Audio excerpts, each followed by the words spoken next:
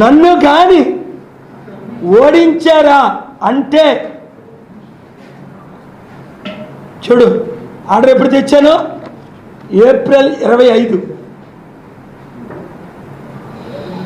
నెల కూడా అవల, జూన్ 19.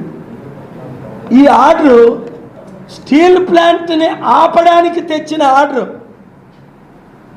3 సంవత్సరాలు 3 నెలలు ఫైట్ చేస్తుంటే 39 నెలలు పోరాట కమిటీ నాయకుల్లో 4 అదానికి తొత్తులై అమ్ముడు పోయారు. వాళ్ళ పోరాటం అంట. ఎందుకు ఈ రాజకీయం?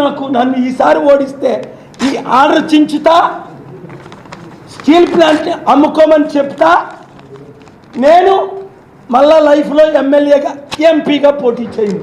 మీ కొరకు నేనెందుకు నా ప్రాణం పోగొట్టుకోవాలి?